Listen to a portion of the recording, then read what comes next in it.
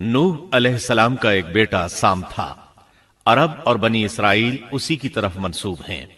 इसी साम के पोतों से हूद अलैहिस्सलाम पैदा हुए। इनका नसबनामा इस तरह है। हूद बिन अब्दुल्लाह बिन रिबाह बिन जारूद बिन आमिर बिन औस बिन इरम बिन साम बिन नूह। हूद अलैहिस्सलाम की कौम को कौम आद और कौम इरम भी कहा जाता है, क्योंकि आद और इरम हूद अलैहिस्सलाम के अजदाद थे। कौम हूद अहकाफ नामी एक बस्ती में आबाद थी, और ये बस्ती उमान और हजरा मौत के दरमियान रेत के टीलों वाले इलाके में थी। अरबी में अहकाफ रेत के टीलों को कहते हैं। ये इलाका समुंदर के किनारे वाक़ था और शहुर के नाम से पुकारा जाता था। कुरान मजीद में सूरतुल अहकाफ आयत 21 में अल्लाह ताला ने उन्हें उनकी बस्ती की तरफ मंसूब करते हुए मुखातिब किया है। और आद के भाई को याद करो जबकि उसने अपनी कौम को अहकाफ में डराया। कौम आद के लोग अपनी रिहाइश के लिए खेमे पसंद करते थे। उनके खेमे बहुत मजबूत और पुख्ता होते थे। ये लोग उनको बड़ी महारत से बनाते थे, फिर उन पर फख्र करते थे। अल्लाह ताला सूरतुल फज्र आयत 6 ता 8 में फरमाते हैं, क्या आपने नहीं देखा कि आपके रब ने आद के साथ क्या किया, जो नस्ल इरम से थे, सुतूनों वाले थे, जिनके मानंद कोई कौम दुनिया के मुमालिक में पैदा नहीं की गई। अल्लाह ताला ने उनकी कारीगरी और फन की एक मिसाल दी है कि वो ऐसे खेमों में आबाद थे जिनके सतून बहुत मजबूत थे, ताकतवर थे।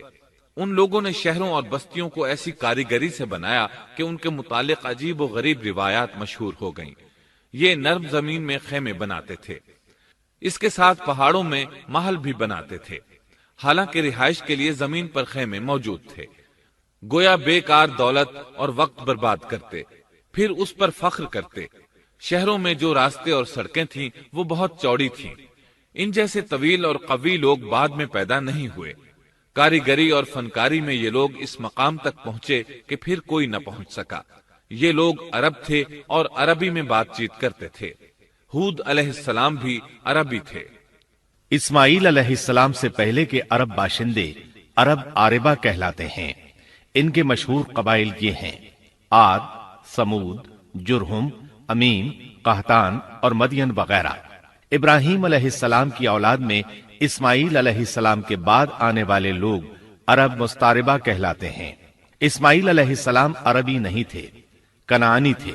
जब इब्राहीम अलैहिस्सलाम इस्माईल अलैहिस्सलाम को मक्का मुअज्जमा में छोड़ आए और इस्माईल अलैहिस्सलाम ने अरबों से मेल जोल कायम किया तो उनसे अरबी सीख ली और इसमें बहुत महारत पैदा कर ली, यहां तक कि आपको अरब का फसीह कहा जाने लगा।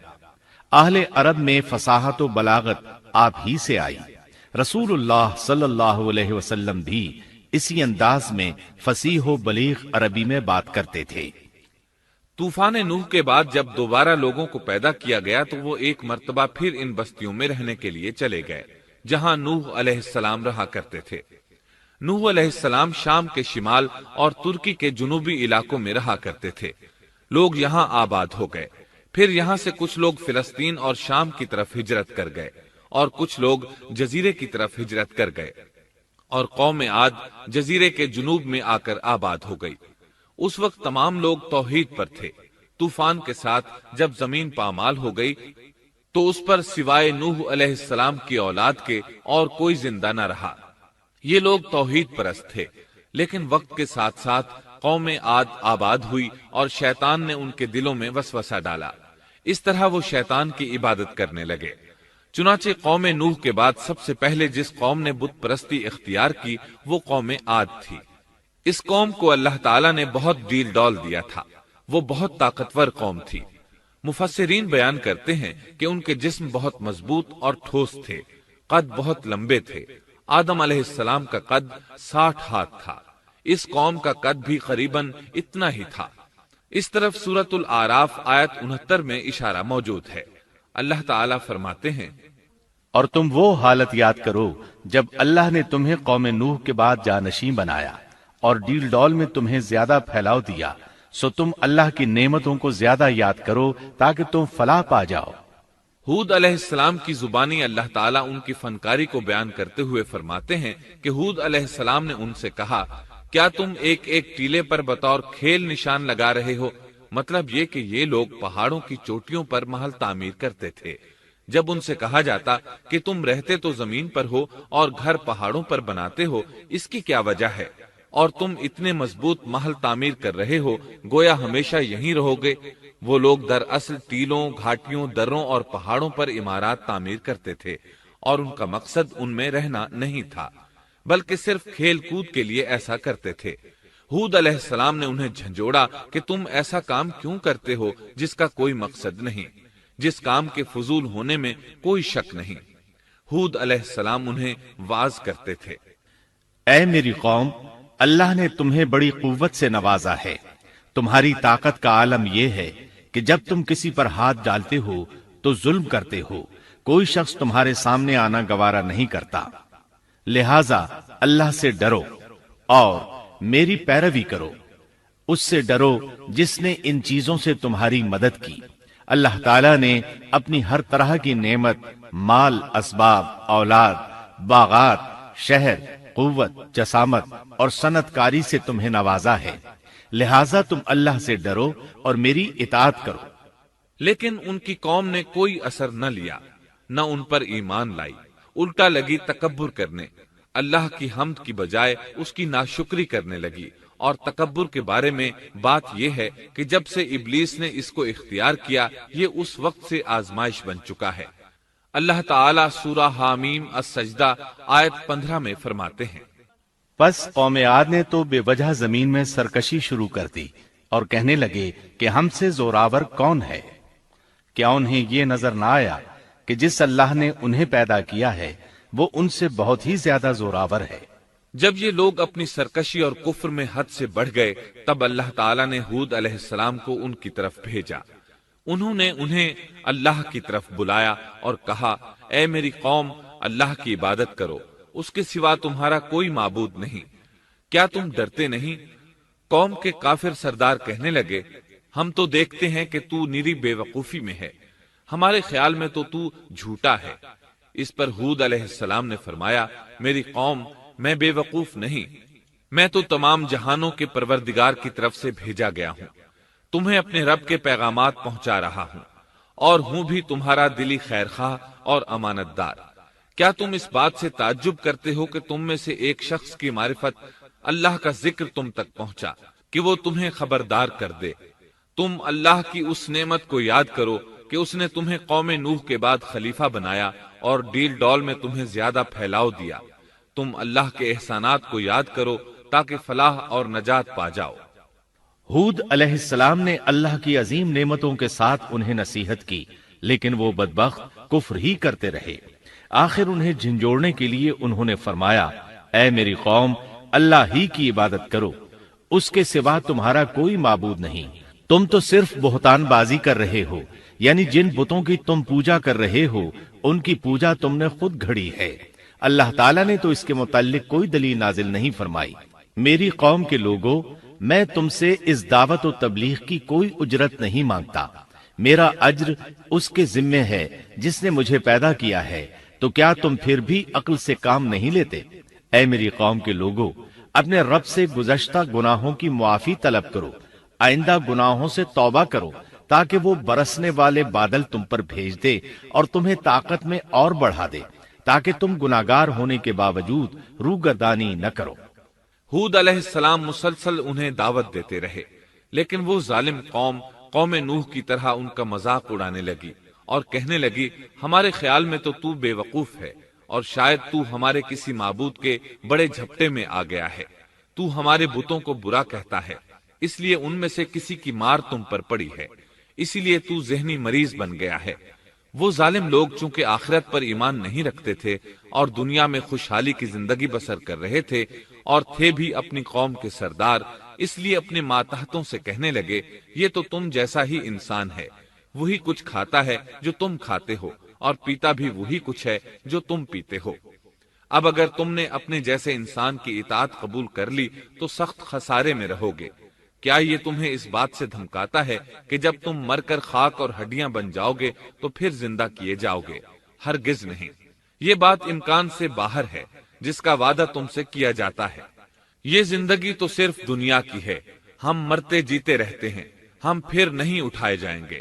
یہ تو وہ شخص ہے جس نے اللہ پر جھوٹ باندھا ہے، ہم اس پر یقین کرنے والے نہیں۔ ہود علیہ السلام انہیں دعوت دیتے رہے یہاں تک کہ ان کی قوم نے واضح طور پر کہہ دیا کہ آپ ہمیں واز سنائیں یا نہ سنائیں، ہم تو اپنی روش نہیں چھوڑیں گے، یہ تو پرانے لوگوں کا دین ہے۔ اس طرح قوم انہیں مسلسل جھٹلاتی ہی رہی۔ آخر ہود علیہ السلام نے بھی انہیں کھلم کھلا دھمکی دی اور فرمایا، لوگوں سنو، میں صرف تمہیں ہی نہیں اللہ کو بھی گواہ بنا کر اعلان کرتا ہوں کہ اللہ کے سوا جس کی عبادت ہو رہی ہے میں ان سب سے بری طرح بیزار ہوں۔ اب تم ہی نہیں اپنے ساتھ اوروں کو بھی بلا لو اور اپنے ان سب جھوٹے معبودوں کو بھی بلا لو، اور تم سے جو ہو سکے مجھے نقصان پہنچا دو، مجھے کوئی مہلت نہ دو، نہ مجھ پر ترس کھاؤ۔ یہ فرمانے کے بعد انہوں نے اللہ سے دعا کی، اے پروردگار، ان کے جھٹلانے پر تو میری مدد فرما۔ اللہ کی طرف سے آپ کو جواب ملا، یہ تو بہت ہی جلد اپنے کیے پر پچھتانے لگیں گے۔ اللہ کے نبی کا انکار کرنے، اس سے بغض رکھنے اور اس کا مذاق اڑانے والوں کا انجام کیا ہوا؟ اللہ نے انہیں ایسے زناٹے کی آندھی سے تہس نہس کیا کہ جس کی تاریخ میں مثال نہیں ملتی۔ اللہ نے ان سے بارش روک لی، اس سے خشک سالی کی کیفیت پیدا ہو گئی، درخت اور پھل ختم ہو گئے، وہ لوگ بارش کی خواہش کرنے لگے۔ اسی حالت میں ایک دن اللہ نے انہیں عذاب دینے کا ارادہ فرمایا۔ انہوں نے دیکھا ایک سیاہ بادل ان کی طرف بڑھ رہا ہے، خوشی سے اچھلنے لگے، کہنے لگے یہ بادل ہم پر برسنے والا ہے، جبکہ ان کا خیال غلط تھا۔ دراصل ابر کی صورت میں یہ وہ قہر الہی تھا جس کے آنے کی وہ جلدی مچا رہے تھے۔ وہ عذاب ان کی بستیوں کی تمام چیزوں، پھلوں، خیموں، درختوں کو تہس نہس کرتا ہوا آیا۔ اسے اللہ کا یہی حکم تھا۔ آندھی اس قدر زبردست تھی کہ پہاڑوں پر ان کے تعمیر کردہ محلوں تک کو اڑا لے گئی۔ مجرموں کا یہی بدلہ ہے۔ اللہ تعالی سورۃ الزاریات آیت 41 اور 42 میں فرماتے ہیں، اسی طرح عادیوں میں بھی ہماری طرف سے تنبیہ ہے، جبکہ ہم نے ان پر خیر و برکت سے خالی آندھی بھیجی، وہ جس چیز پر گرتی تھی اسے بوسیدہ ہڈی کی طرح چورا چورا کر دیتی تھی۔ اس آندھی نے ہر چیز کو فنا کر کے رکھ دیا۔ اللہ تعالیٰ ان کی تباہی ایک جگہ ان الفاظ میں بیان کرتے ہیں، قوم عاد نے بھی جھٹلایا، پس کیسا ہوا میرا عذاب اور میری ڈرانے والی باتیں۔ ہم نے ان پر تیز و تند مسلسل چلنے والی ہوا ایک لگاتار منحوس دن میں بھیج دی، جو لوگوں کو اٹھا اٹھا کر دے پٹکتی تھی، گویا کہ وہ جڑ سے کٹے ہوئے کھجور کے تنے ہیں۔ پس کیسی رہی میری سزا اور میرا ڈرانا۔ یقیناً ہم نے قرآن کو نصیحت کے لیے آسان کر دیا ہے، پس کیا ہے کوئی نصیحت پکڑنے والا؟ ایک تیسرے مقام پر اللہ نے ان کی ذلت اور رسوائی کا ذکر یوں کیا ہے، قوم عاد بے حد تند اور تیز ہوا سے غارت کر دی گئی۔ وہ ہوا ان پر برابر لگاتار 7 رات اور 8 دن تک اللہ کے حکم سے چلتی رہی۔ آپ وہاں ہوتے تو دیکھتے کہ وہاں لوگ یوں چاروں شانوں چت گرے پڑے ہیں جیسے وہ کھجوروں کے کھوکھلے تنے ہوں۔ کیا ان میں سے کوئی بھی آپ کو باقی نظر آ رہا ہے؟ ہود علیہ السلام کو اللہ تعالیٰ نے اپنی رحمت سے نجات دی۔ باقی تمام جگہوں پر تباہی تھی، لیکن جس جگہ ہود علیہ السلام اور ان کے ساتھی تھے اس طرف یہ ہوا پھٹکی بھی نہیں۔ کہا جاتا ہے کہ ایک باڑ تھی جس میں ہود علیہ السلام، حیوانات، چوپائے اور ان پر ایمان لانے والے تھے، اور آندھی نے ہر چیز کو فنا کر ڈالا۔ اللہ تعالیٰ سورہ آراف آیت 72 میں فرماتے ہیں، غرض ہم نے انہیں اور ان کے ساتھیوں کو اپنی رحمت سے بچا لیا اور ان لوگوں کی جڑ کاٹ دی جنہوں نے ہماری آیتوں کو جھٹلایا تھا اور وہ ایمان لانے والے نہ تھے۔ اسی طرح سورہ ہود میں اللہ فرماتے ہیں، جب ہمارا حکم آ پہنچا تو ہم نے ہود کو اور ان کے ساتھیوں کو اپنی خاص رحمت سے نجات دی۔ ہم نے ان سب کو سخت عذاب سے صاف بچا لیا۔ یہ تھے قوم عاد کے لوگ جنہوں نے اپنے رب کی آیتوں کا انکار کیا اور اس کے رسولوں کی نافرمانی کی، اور ہر ایک سرکش نافرمان کے حکم کو مانا۔ دنیا میں بھی ان پر لعنت لگا دی گئی اور قیامت کے دن بھی۔ دیکھ لو قوم عاد نے اپنے رب سے کفر کیا، ہود کی قوم عاد پر لعنت ہو۔